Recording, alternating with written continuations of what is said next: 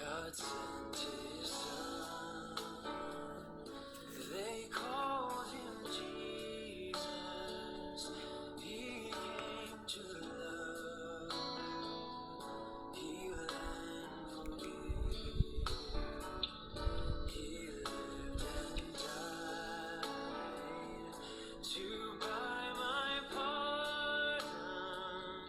An empty grave is there to prove my Savior lives.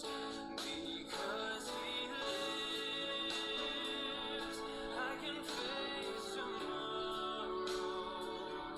Because he lives, all fear is gone. Because I know he holds the future, and life is worth the living just because he lives. How sweet to hold a newborn baby and feel the pride and joy he brings. But greater still, the calm assurance this child can face uncertain days because he lives. Because he lives, I can face tomorrow. Because he lives, all fear is gone. Because I know he holds the future, and life is worth the living just because he lives. And then one day I'll cross the river, I'll find life's final war with pain.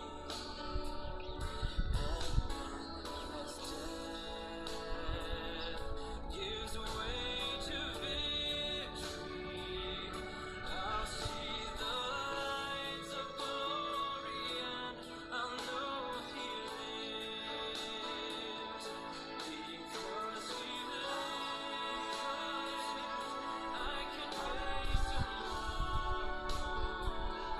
Because he lives, all fear is gone. Because I know he holds the future, and life is worth the living just because he lives. And life is worth the living just because he lives.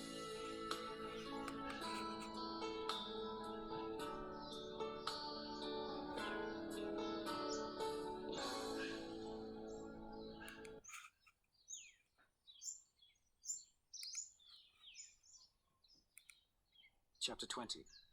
Early on the first day of the week, while it was still dark, Mary Magdalene went to the tomb and saw that the stone had been removed from the entrance. So she came running to Simon Peter and the other disciple, the one Jesus loved, and said, "They have taken the Lord out of the tomb, and we don't know where they have put him." So Peter and the other disciple started for the tomb. Both were running, but the other disciple outran Peter and reached the tomb first. He bent over and looked in at the strips of linen lying there, but did not go in. Then Simon Peter came along behind him and went straight into the tomb. He saw the strips of linen lying there, as well as the cloth that had been wrapped around Jesus' head. The cloth was still lying in its place, separate from the linen. Finally, the other disciple, who had reached the tomb first, also went inside. He saw and believed. They still did not understand from Scripture that Jesus had to rise from the dead. Then the disciples went back to where they were staying. Now Mary stood outside the tomb crying. As she wept, she bent over to look into the tomb and saw two angels in white, seated where Jesus' body had been, one at the head and the other at the foot. They asked her, "Woman, why are you crying?" "They have taken my Lord away," she said, "and I don't know where they have put him." At this she turned around and saw Jesus standing there, but she did not realize that it was Jesus. He asked her, "Woman, why are you crying? Who is it you are looking for?" Thinking he was the gardener, she said, "Sir, if you have carried him away, tell me where you have put him, and I will get him." Jesus said to her, "Mary." She turned toward him and cried out in Aramaic, "Rabboni," which means teacher. Jesus said, "Do not hold on to me, for I have not yet ascended to the Father. Go instead to my brothers and tell them, I am ascending to my Father and your Father, to my God and your God." Mary Magdalene went to the disciples with the news. "I have seen the Lord!" And she told them that he had said these things to her. On the evening of...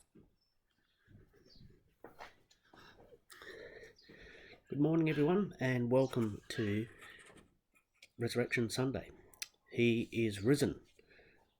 So the message today is pretty simple, really, that we've got a lot to hope for. Even in our current environment, we've got a lot to hope for. We, can get so caught up in the things that are going on around us and neglect to remember that the work of the cross has already been done, that the grave is empty, and that life is before us. A very rich and full life is before us. So whatever you're doing today, I pray that you will go well, that you will be overcomers, that you will remember that he is risen. And as we face uncertain times ahead, not knowing when it is that we can gather next or even gather in groups, my prayer is that you will know that it is all in hand. So that's it. Simple message, simple truth, that God has overcome. Death has lost its sting, and the tomb is empty. So I'm going to leave you with another song, and I pray that you'll have a great and holy Easter.